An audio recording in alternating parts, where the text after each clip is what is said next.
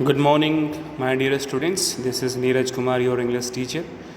Today as well, I am here to continue the rest part of the chapter in the Kingdom of Fools. I believe you will be listening to me very attentively. So here I start. Since the rich merchant's father was now dead. अब क्योंकि जो rich merchant के जो father थे is no more in this world, वो अब इस दुनिया में नहीं है. He is dead. The king order to punish his son. अब father is no more, he is dead now. तो किंग ने ऑर्डर किया टू पनिश हिज सन कि मर्चेंट को, रिच मर्चेंट को सज़ा दी जाएगी. The king said, "You have inherited everything from that criminal father of yours, his riches as well as his sins."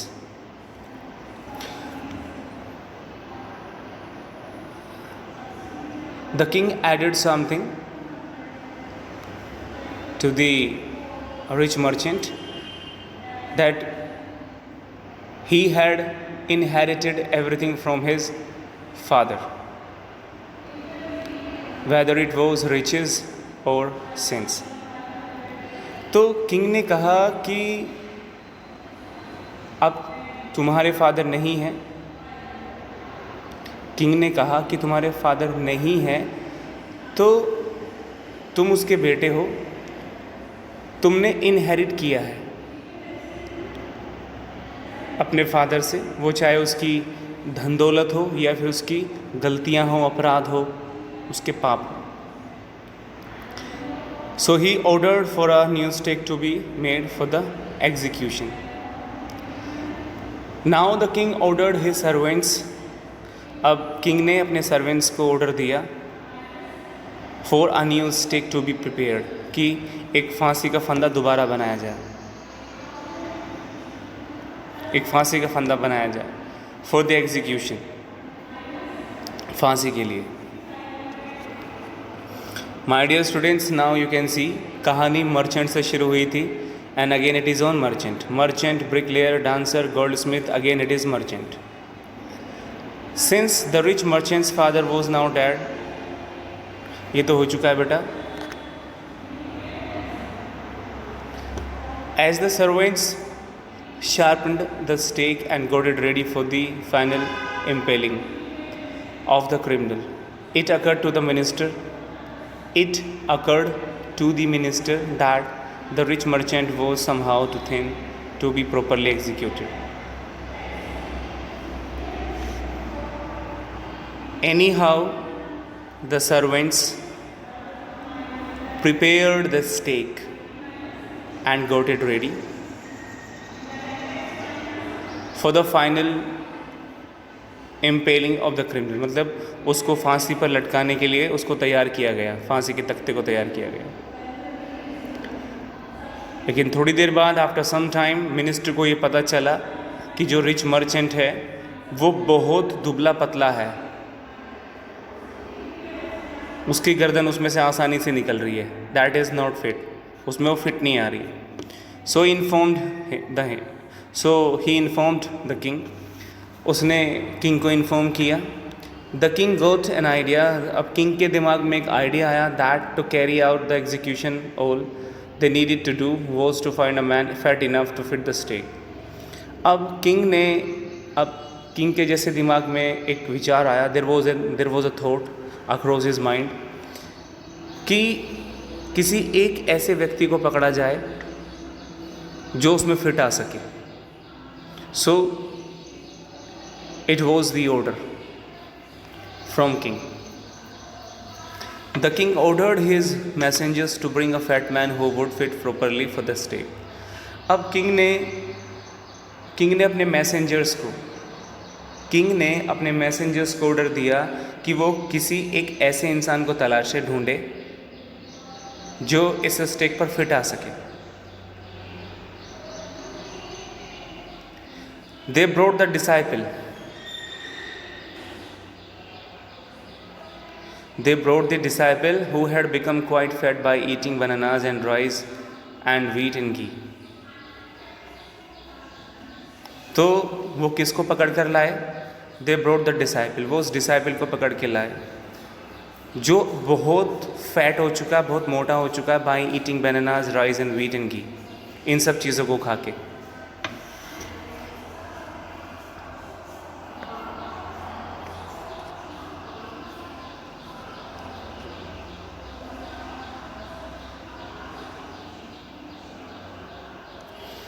He realized his mistake and remembered the words of his guru. When the disciple was caught by the messengers, he realized and remembered the spoken words by his guru. You do not know what they will do next. गुरु ने कहा था कि तुम अंदाज़ा नहीं लगा सकते हो कि ये लोग तुम्हारे साथ क्या कर सकते हैं. He prayed to his guru in his heart, asking him to hear his cry wherever he was. So finally, what did he do? He prayed to his guru in his heart. उसने अपने दिल में अपने गुरु को पुकारा, अपनी मदद के लिए पुकारा कि उसकी वो पुकार सुने, वो जहाँ कहीं भी हो. The guru saw everything. गुरु ने हर चीज़ को देखा, देख सकते थे, मतलब गुरु so everything in his vision. अब गुरु के पास वो पावर थी, वो ताकतें थी कि वो आसानी से कुछ भी देख सकते थे. ही हैड मैजिक पावर्स, जादू था उनके पास. He arrived at once to save his disciple. गुरु एकदम अपने चेले के पास उसकी ज़िंदगी को बचाने के लिए पहुँचे, जो अपने खाने की वजह से, खाने के लालच की वजह से वो उसमें एक तरीके से जाल में फंस गया था.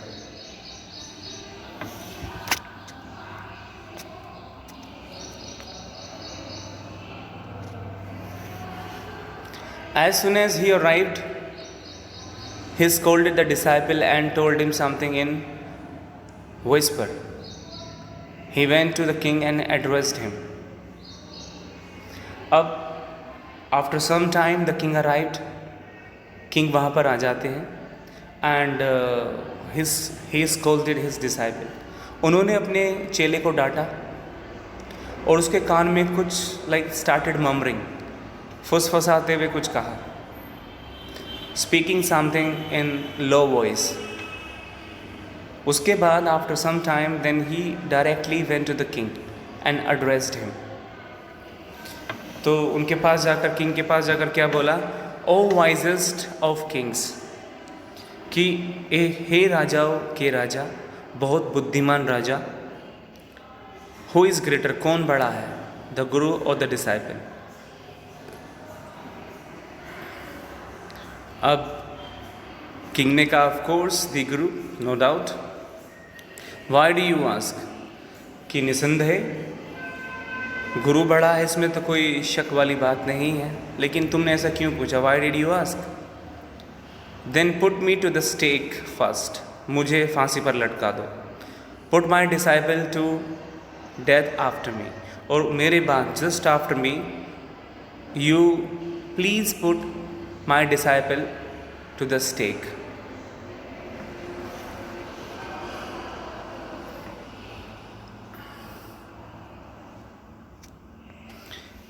When the disciple heard this, he understood and began to clamor.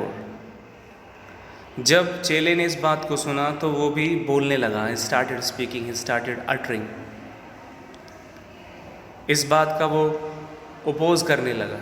Me first, you brought me here first, you put me to death first, not him. अब किंग से वो एक रिक्वेस्ट करने लगा. He was requesting king that I have been brought here first, कि मुझे यहाँ पर लाया गया है, so I should be executed first on the stake.